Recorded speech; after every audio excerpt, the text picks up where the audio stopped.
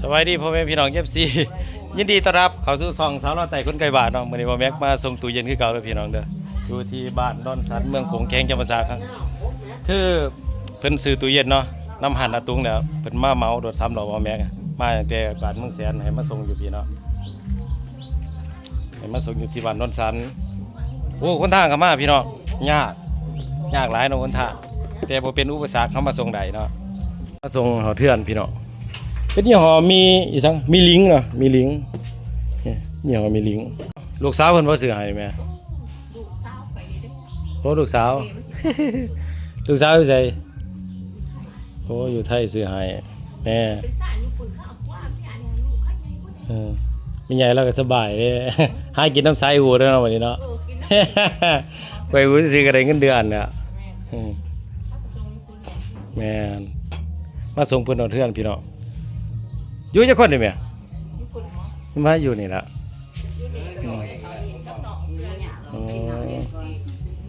ส่งแม่เป็นแม่ได้กินน้ำเย็นก่อนจังมื้อนี่เท่าไหร่แม่3ล้านบ่แม่5,000บ่เดือน5,000กว่าบาท5,000 บาทเนาะโอ้5,000 บาทเด้อพี่น้องเด้อเพิ่นซื้อนั่งอยู่รวมมันก็เย็นที่เนาะอยู่เนาะก็บ่จบพอดีเนาะเย็นนะนั่งเย็นเนี่ยนี่เด้อเจ๊เด้อฮอดเด้อสินค้าเจ้าที่ให้มาส่งนี่มาส่งแม่เราฮอดเทื่อนฮอดซ่านแล้วสิว่าบ่ได้มาส่งให้อีกแต่ปกติลูกไปส่งแต่ละบ่อนน่ะลูกก็มีแต่ถ่ายเพิ่นเบิ่งอ่ะแหละว่าได้ส่งได้ฮอดได้ถึงก็ดีเด้อเมื่อเฮาจะไปเอาเงินนำว่าซั่นซะก่อนเด้อแม่เด้อบัดนี้เด้อขอบคุณขอบใจหลายเด้ออันนี้มีโอกาสไปก็ไปเยี่ยมลูกนะเด้อขอบใจอยู่ตุ้มเมืองแสนนั่นแหละอยู่สายแคมทานน่ะเด้อแม่แล่น300ย้อนถามว่าบ่าวแม่เขาจักอยู่ดอกเด้อ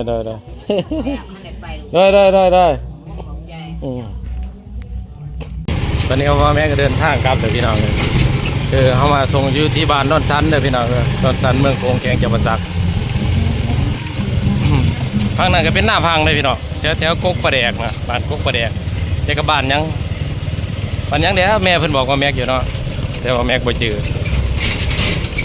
อันนี้สายแก้มทาที่เขามาส่งเครื่องเนาะ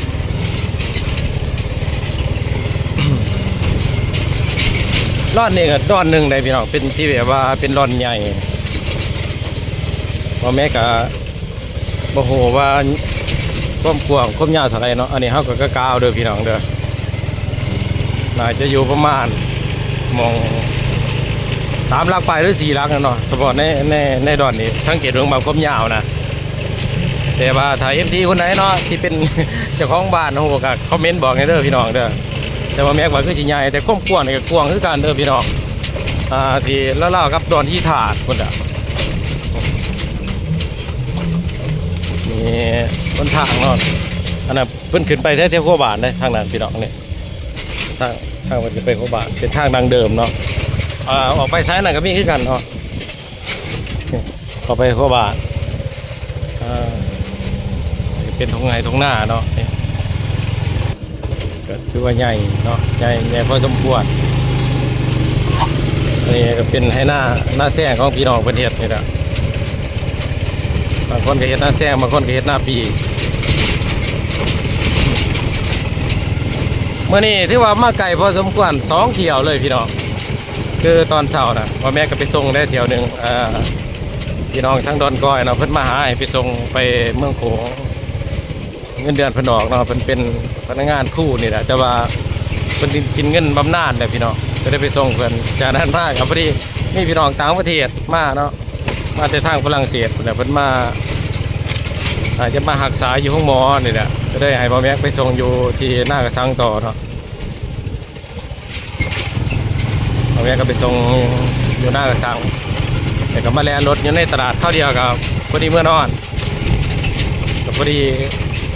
เจ้าของหาดเพิ่นเนาะโทรมาหาไว้มาส่งเครื่องเนี่ย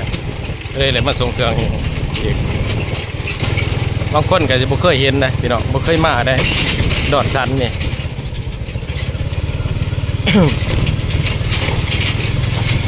ถ้ามีตะบอแม็กมาเป็นเคยอยู่แถวนี้เนาะเคยสู่ยังงงคือกันแหละพี่น้องเขาถามมาเคยไปรอนสันบอกยังงงคิดว่ารอนสันน่ะมันอยู่แถวๆพุ่นน่ะแถวลุกพอดีแถวรอนดอกรอนโล่งรอนทานนี่สิบ่แม่นเนาะแค่ขึ้นมาเหนือเด้อพี่น้องเด้อเหนือ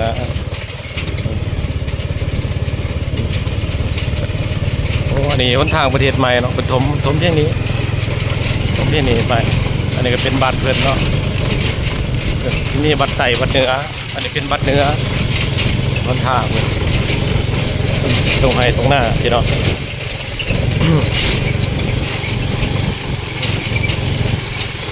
พ่อแม่ก็ถืออุปกรณ์มานำพี่น้องถือไม้กันสันมากแต่ว่าเลื่อมสากแวดไม้กันสันกับมาทำงานวันนี้ก็เลยจำเป็นต้องเอามือมาถือเอาเนาะวันนี้พ่อแม่มาส่งเครื่องส่งก่อนพี่น้องคนละอยู่ข้างหน้าพี่น้องแต่ว่ามาบ่ฮอดเที่ยวถึงเนาะมาช่วงนี้ก็พอดีว่าแม่เป็นมาเพื่อนเราอยู่แถวๆถึงเลยวัดเหนือเพราะว่าข่อยมาแต่ก่อนน่ะ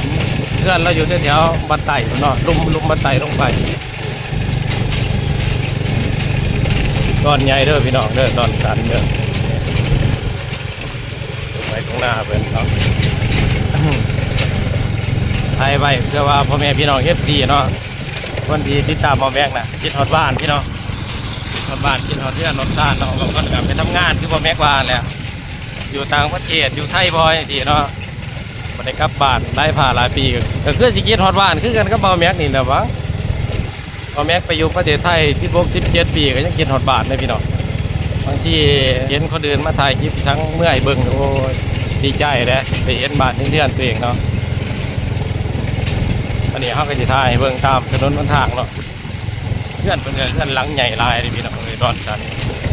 สอบถามแม่เพิ่นเนาะที่ว่ามานำมื้อนี้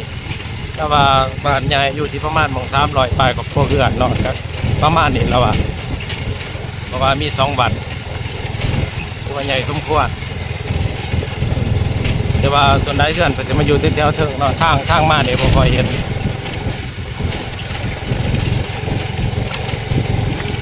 แล้วก็สิมีอยู่ข้างนั้นก็สิมีบ่จักเนาะเอาบ่ได้ขี่รถไปเบิ่งเอาแต่ทางเมื่ออย่างเดียว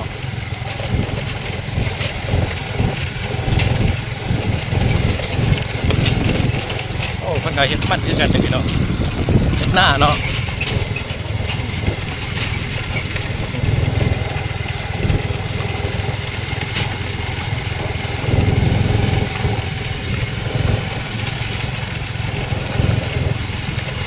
ว่าไปรุ่นก็บ่ค่อยเห็นเนาะต้องใจก็จะไปทำงานไปจะได้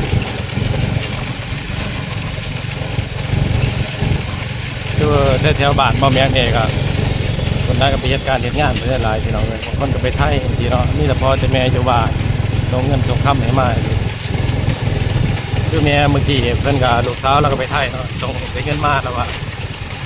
ก็ลูกสาวฝากมาให้ก็พอได้ซื้อตู้เย็นแล้วว่าเลี้ยงลูกเลี้ยงหลานไปหาเมื่อยแล้วว่า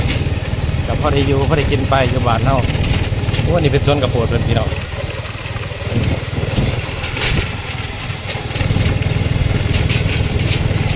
บ้านตอนสันระยะทางมาใกล้เด้อพี่น้องเด้อตั้งแต่บ้านเมืองแสนนี่มาหาโค้งพะใหญ่ก็อยู่ที่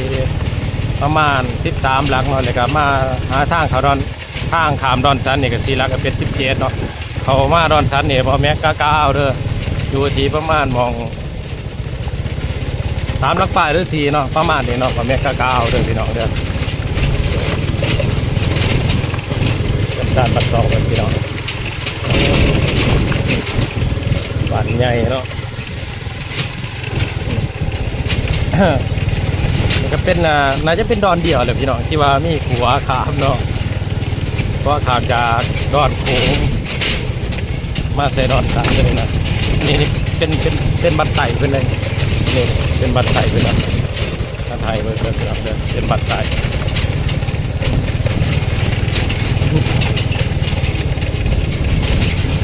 มาส่งของมีโอกาสก็ถ่ายเบิ้งพี่น้องเป็นต้นสอบถ่ายคลิปอีกทีละพอแม่ไปส่งกระปุ่นก็คือพี่น้องเห็นแหละถ่ายเบิ้งว่าจำเนาะบางที่ก็ได้ถืออุปกรณ์ไปนี่แปลงอุปกรณ์เมื่อกี้พี่น้องไม่ได้แปลงใดก็ไม่ได้ถ่ายให้เบิ้งเลยเนาะตอนใหญ่นะเนาะป้าว่าเขาโค้งไปทางนั้นกันไปไหนกันวะทางนั้นมันไปไหนอยู่วะมันมีทางไปอยู่วะโอ้หรือว่ามันมีแต่ทางเดียวเนี่ยวะโอ้โค้งไปทางนั้นบ่ได้เนาะอันน่ะความยาวมันได้ประมาณบาง3 หลัก 4 หลักดอนเนี่ย3 หลักปลาย ประมาณนี้เนาะเข้าใจหลายเปล่าน้องคนว่าได้อยู่ประมาณมองทำรักป่ายด้วยพี่น้องเด้อว่าฮ้อนวะ โอ้ยมาส่งอันนี้ส่งอันนาส่งตู้เย็นให้เพิ่นโดยเขาเรียน300เมืองแสนอะไรกับพี่ไทยพี่น้องไม่ได้ซื้อโดยมาจะได้นี่นะมาส่งตู้เย็นให้ไม่ใหญ่เพิ่นน่ะเพิ่นซื้อตู้เย็นอยู่เมืองแสนน่ะเขาได้หมอ300มาส่งก็ได้เมื่อเมืองแสนดิเขาอยู่เมืองแสนก็เลยมาถ่ายคลิปลงเพจเบิ่งเด้อบ้านใหญ่เนาะเด้อ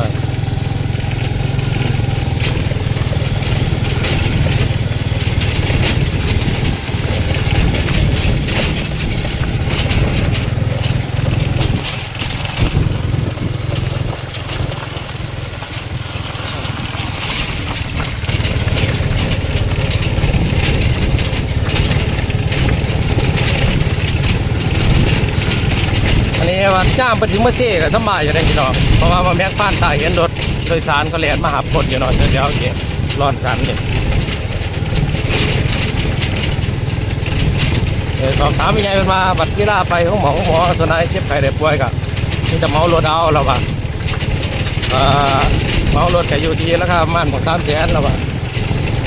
เขาไปส่งอย่างเดียวเราว่าท่านมาไปกลับแบบที่ประมาณ6เนี่ยเราว่าตอนแรกก็จะเมารถเอาระวังไปเบียดไปงานไปหันไปหนีบางคนก็มีรถส่วนตัวเขาก็เอารถส่วนตัวเข้าไป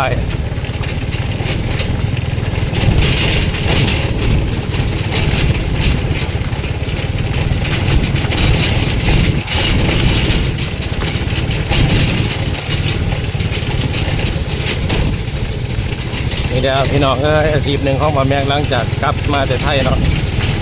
ที่พี่น้องเห็นนี่แหละหากินหายาอย่างเดียว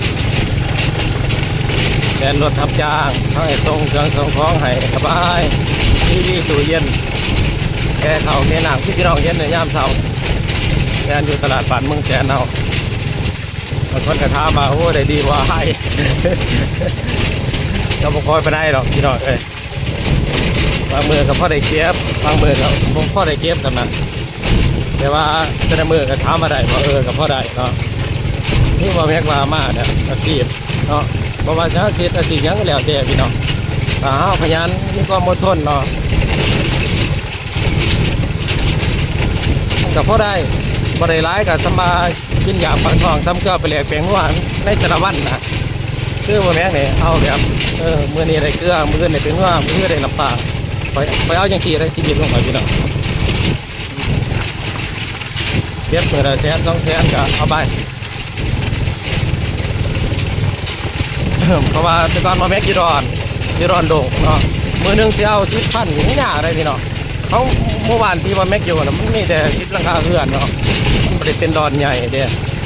อันนี้เอามาอยู่มองจุดดอนใหญ่อยู่ในตัวเมืองกับเพราะได้ว่าสันสาง่ายคือแบบบ่ค่อยขี้เกียจบ่ค่อยเลือกงานจังซี่ล่ะก็ใส่ทิ้งขี้ยาก็ไปได้ก่อนบ่เคยได้สนใจยามเช้าก็ลุกตั้งแต่4:30นไปซอยพวกในขาเช้าขายไปเนาะวันนี้เป็นอาหารเพิ่นเนาะเป็นอาหารชุมชนในบ้านเราแม่งมาส่งอยู่หันนายจะเป็นเทือนหลังนี้บ่จะได้ไปมาส่งตู้เย็นเนาะส่งก่อน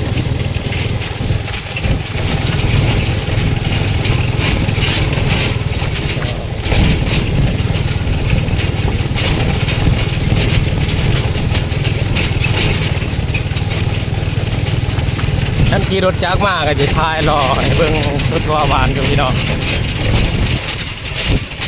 เดี๋ยวว่าขี่3 ล้อมือหนึ่งจับมือหนึ่งครึ่งมันก็อย่างแน่เนาะเดี๋ยวมาบานอยู่พี่น้อง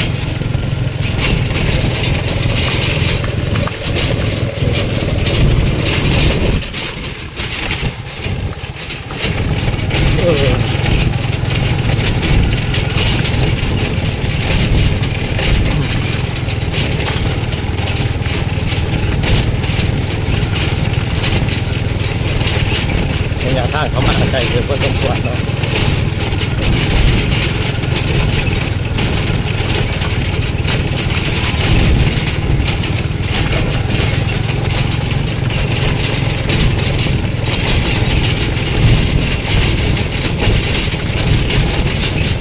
เมื่อยเลยพี่น้อง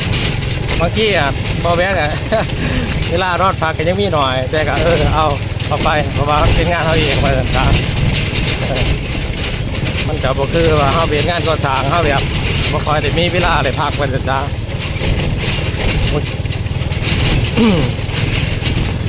อันนี้เขาใช้เวลาประมาณมอง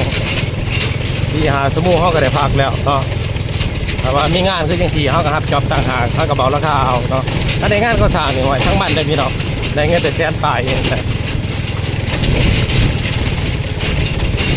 อันนี้เป็นงานเขาเองเมื่อยเขาก็พักที่คานก็บ่ไปเอาสำหรับ FC เนาะพี่น้องเด้อก็ตีมาเขามาเบิ่งใหม่ก็อย่าลืมกดไลค์กดแชร์กดติดตามให้ผมแนะนำหนึ่งเด้อพี่น้องเด้อเดี๋ยวแม่สิขอขับรถก่อนพี่น้องตามอยากหลายเนาะอย่าลืมกดไลค์กดแชร์กดติดตามให้ผมแนะนำเนาะคนที่สนใจสินค้าก็เนี่ยอย่าลืมทักไปเนาะที่เพจเนาะว่าตอนนางเป็นขายอยู่ทางพ่อแม่ก็อย่าลืมหักตอนนางน้ำพี่น้องเลยซอยพ่อแม่เนี่ยรถยนต์ซอยพ่อแม่น้ำเนี่ยมาซ้ำนี่ก่อนพี่น้อง